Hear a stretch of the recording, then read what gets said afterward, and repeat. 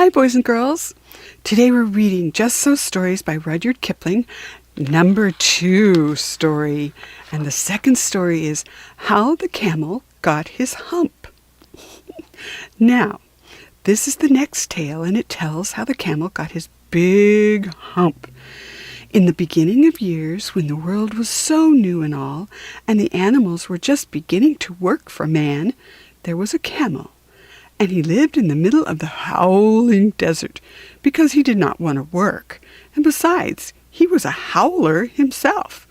So he ate sticks and thorns and tamarisks and milkweed and prickles, most excruciating idle. And when anybody spoke to him, he said, "Humph," just humph, and no more. Presently, the horse came to him on Monday morning with a saddle on his back and a bit in his mouth and said, "Nay, camel, oh camel, come out and trot like the rest of us." "Humph," said the camel, and the horse went away and told the man. Presently, the dog came to him with a stick in his mouth and said, "Ruff, camel, oh camel, come and fetch and carry like the rest of us." "Humph," said the camel, and the dog went away and told the man. Presently the ox came to him with the yoke on his neck and said, Camel, oh camel, come and plough like the rest of us." "Humph," said the camel, and the ox went away and told the man. At the end of the day, the man called the horse and the dog and the ox together and said, "3, oh 3, I am very sorry for you, with the world so new and all, but that humph thing in the desert can't work, or he would have been here by now. So I am going to leave him alone, and you must work double time to make up for it." Oh! That made the 3 very angry with the world so new and all, and they held a palaver, and an indaba, and a punch-ayat, and a powwow with the edge of the desert. And the camel came chewing on milkweed, most excruciatingly idle, and laughed at them, and then he said, "Humph," and went away. Presently, there came along the djinn, in charge of all deserts, rolling in a cloud of dust. Djinns always travel that way because it's magic. And he stopped to palaver and powwow with the 3. "Nay, djinn of all deserts," said the horse, "is it right for anyone to be idle with the world so new and all?" "Certainly not," said the djinn.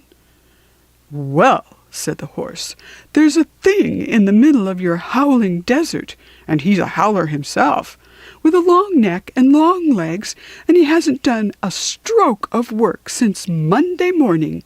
He won't trot." "Phew," said the djinn, whistling. "That's my camel, for all the gold in Arabia.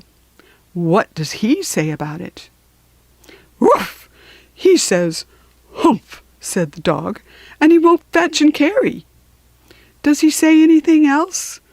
Only humph, and he won't plough," said the ox.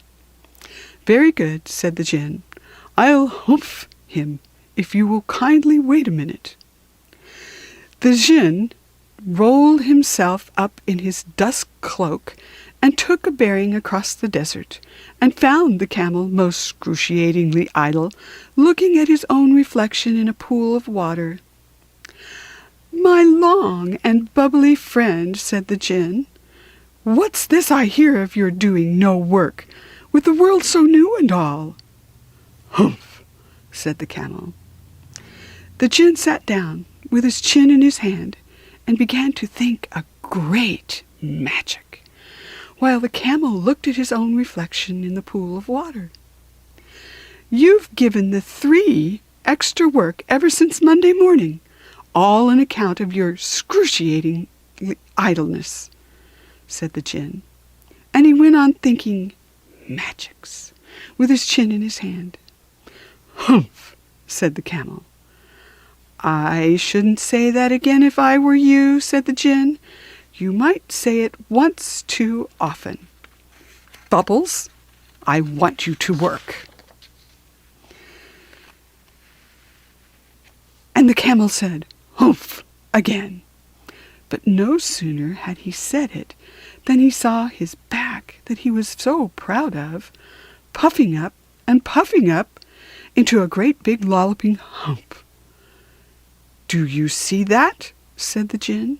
"That's your very own hump, and you've brought it upon your very own self by not working.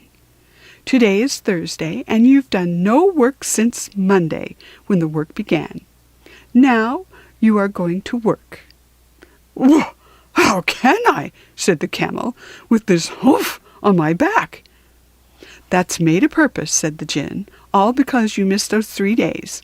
You will be able to work now for 3 days without eating, because you can live on your humph. And don't you ever say I never did anything for you.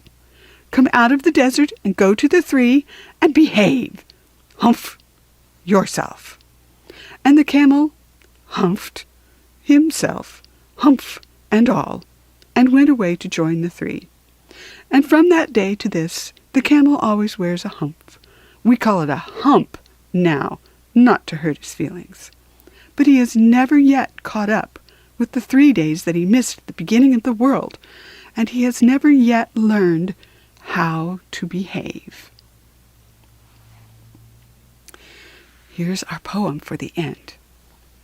The camel's hump is an ugly lump, which well you may see at the zoo.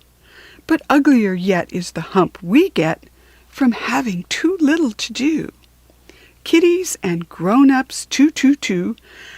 If you haven't enough to do, we get the hump, Camellia's hump, the hump that is black and blue. We climb out of bed with a frowsly head and a snarling, yarly voice. We shiver and scowl, and we grunt and we growl at our bath and our boots and our toys. And there ought to be a corner for me, and I know there is one for you, when we get the hump, Camellia's hump, the hump that is black and blue. The cure for this ill is not to sit still, or frowst with a book by the fire, but to take a large hoe and a shovel also, and dig till you gently perspire. And then you will find that the sun and the wind, and the gin of the garden too, have lifted the hump, the horrible hump, the hump that is black and blue. I get it as well as you, if I haven't enough to do.